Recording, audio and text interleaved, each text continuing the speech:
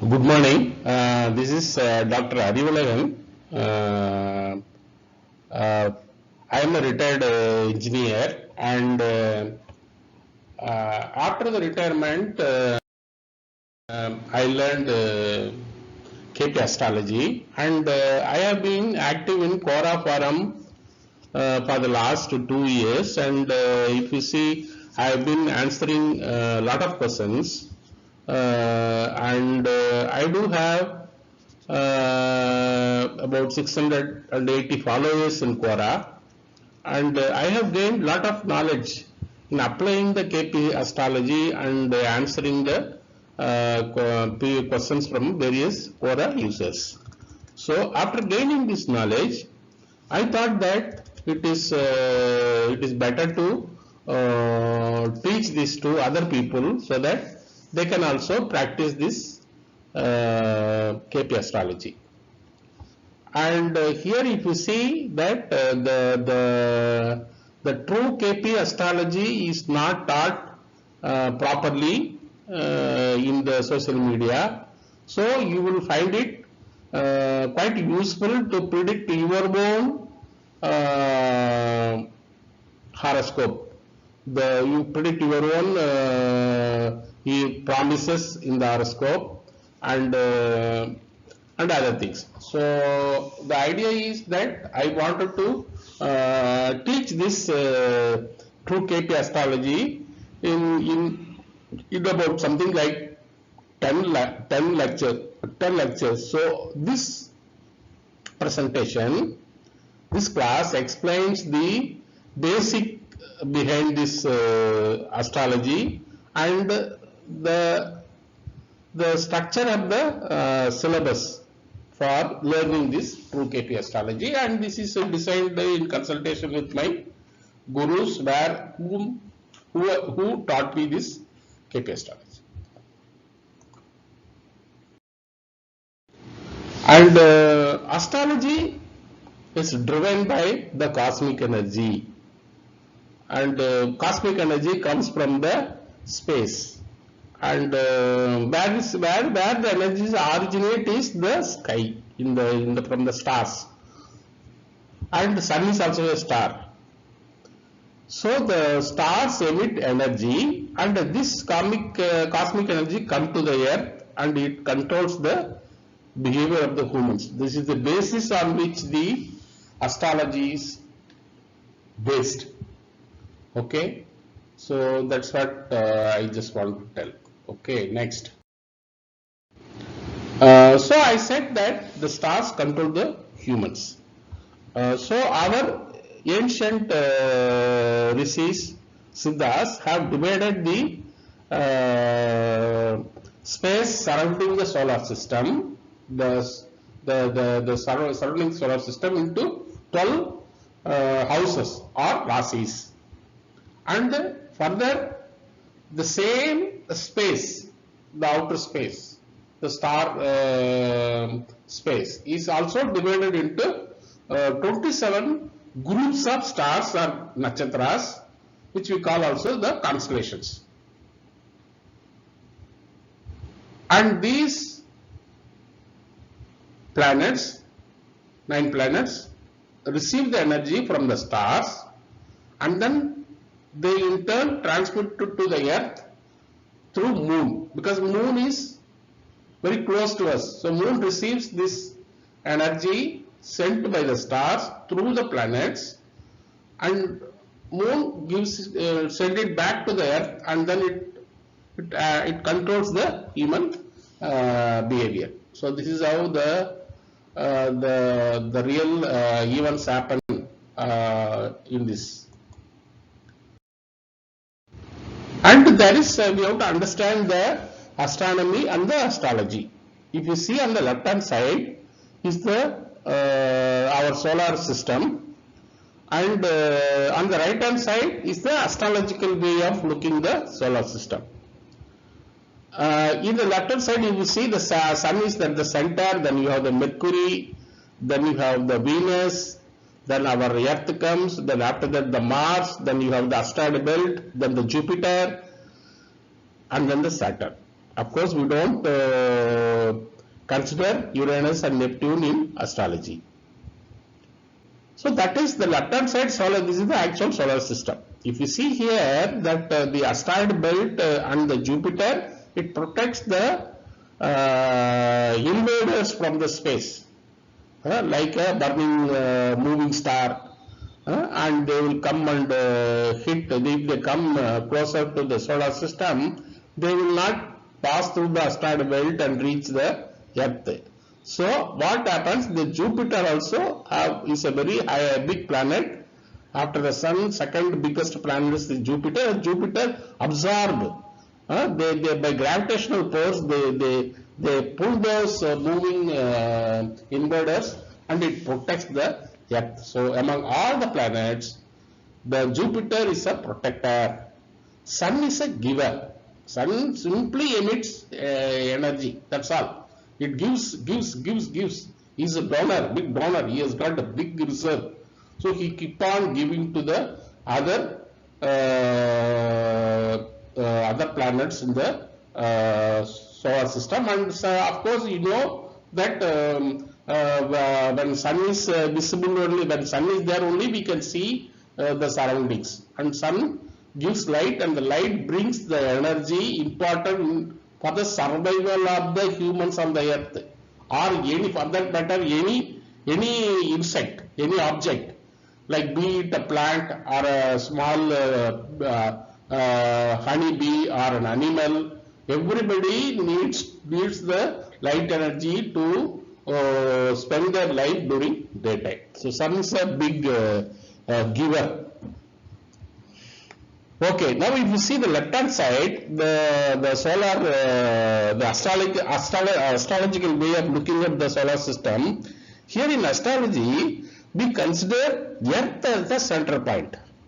And after that the planets come, the moon come next, then come Mercury, then come the Venus, then come the Sun, then come the Mars, then the Jupiter, then the Saturn. So this is how the way in which we look at the planets in the astrology. So the point is that we are standing on the earth, and then moon is its closest to planet. So that is how we look the planetary system in the astrology.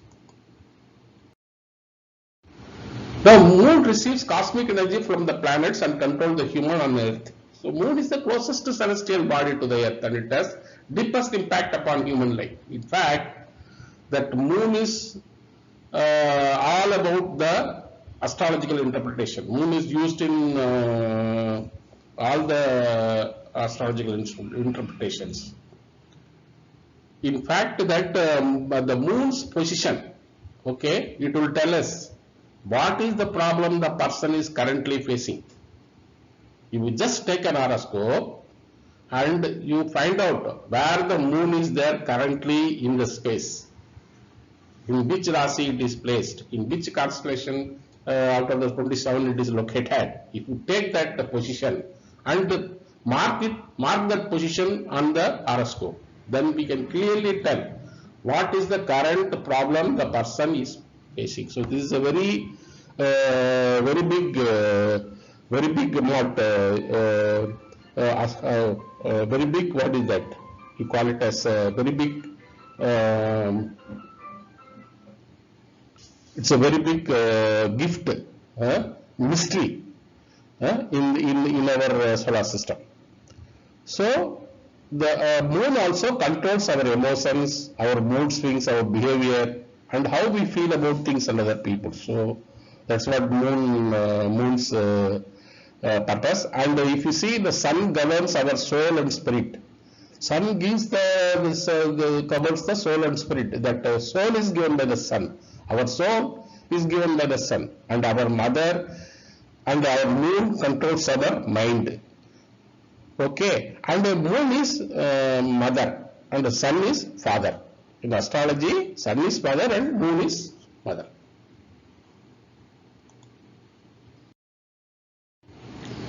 Okay, now we will talk about this formation of Lagna. So how here Lagna is formed when a person is born in the horoscope. how Lagna is determined. So what they are telling is that when a person is born on earth at a particular point, say in this location, when you connect this into this, when you connect on the east direction from the place of birth, you look at the east direction and draw a line towards that direction, then the line will meet a point in the horizon. At the end of the earth, it will meet a point on the horizon. If you just stand and look at the east, no, that point, a particular point is called the Lagna. Okay, so this is if different people are born at different locations, the Lagnas will be different. And if you see, the sun is also different. See, we consider here astrology at the stationary, and the moon, the sun also is moving. If it is not, as the earth is circling, we feel that as though the sun is also moving. So when we draw at a different point of time this particular line, then it will show a different position of Lagna in the horoscope. That is very, very important concept that we should understand. How the Lagna is formed.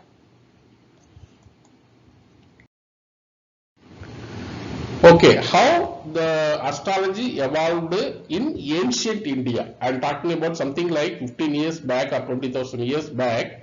How did it evolve?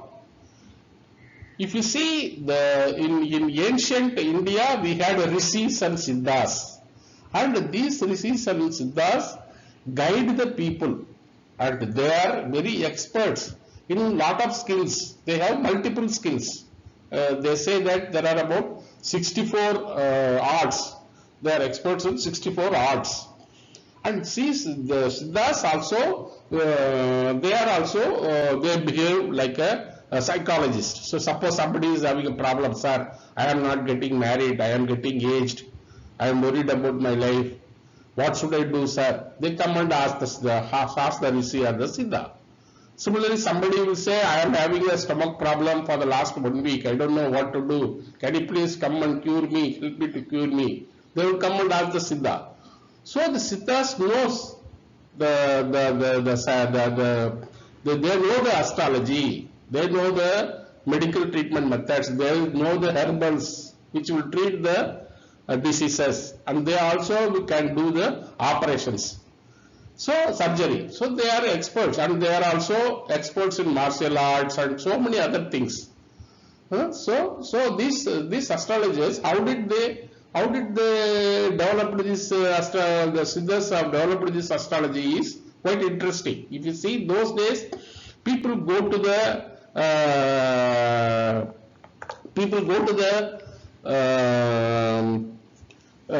such siddhas for solutions, for problems.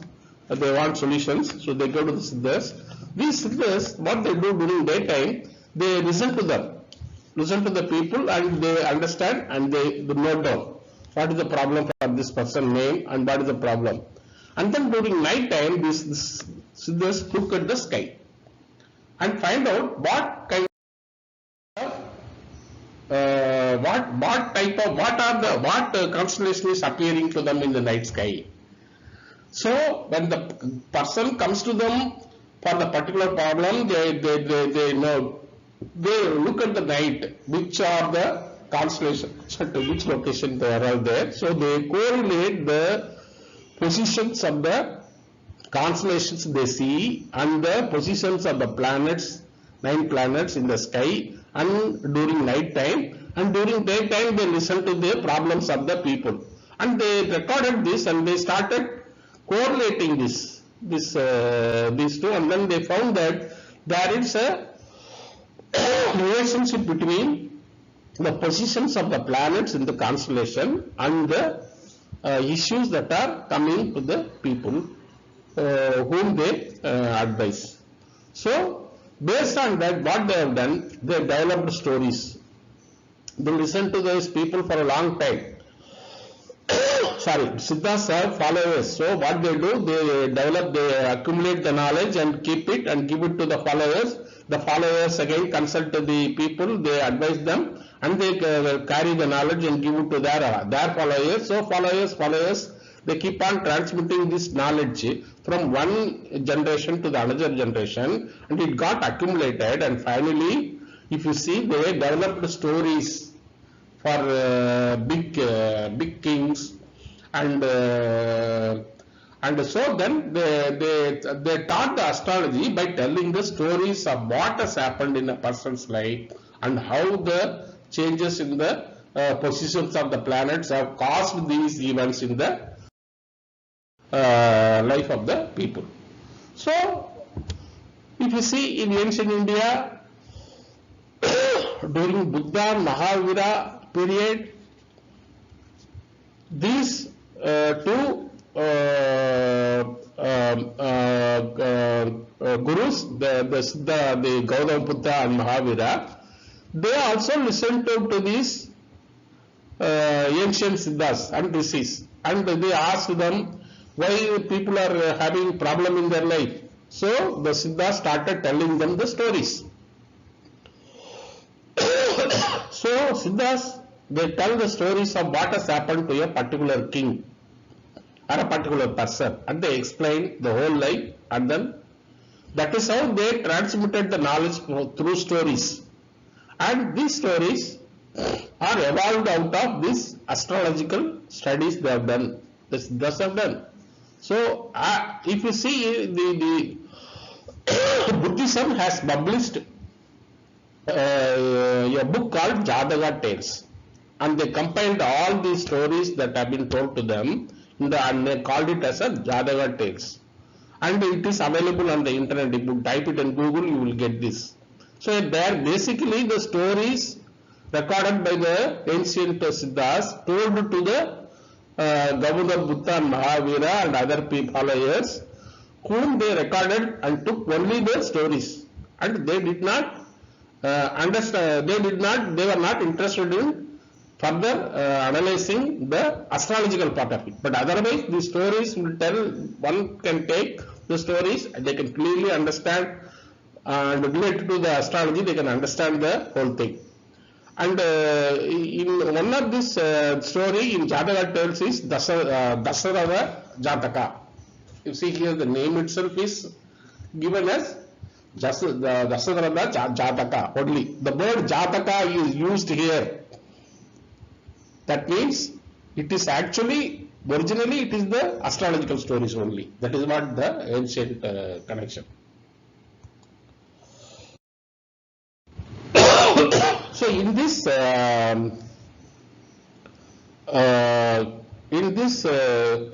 master class, I am going to explain the structure of the syllabus for teaching this true KP astrology. So I will be conducting about 10 classes, and there will be 2 classes of practical classes will be there. In the 10 classes, I will be covering the lesson number 1, the basics of astrology, that is the houses, the bhavas, and what are the characteristics of the rasis, what are the characteristics of the planets, and what is bhava, what is rasi, and how the relationship are built, and all these things I will touch upon in the basic astrology lesson. That is the foundation on which the entire remaining 9 lessons are built. So one has to carefully understand the basic astrology, then they can easily follow the remaining 9 lessons. And I suggest that the people you should spend more time in studying the basic astrology and then come to the other classes. Spend more time on that. So the second lesson will be on how to use astrology software. Today you get plenty of softwares on the net, and they are freely available. No need to buy.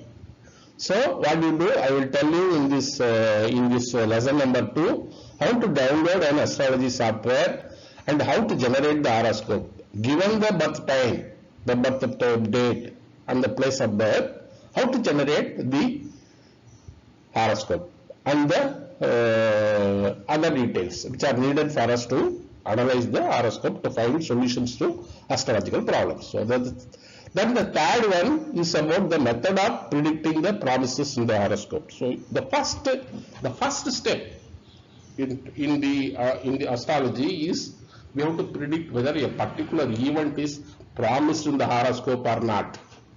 That is very, very important.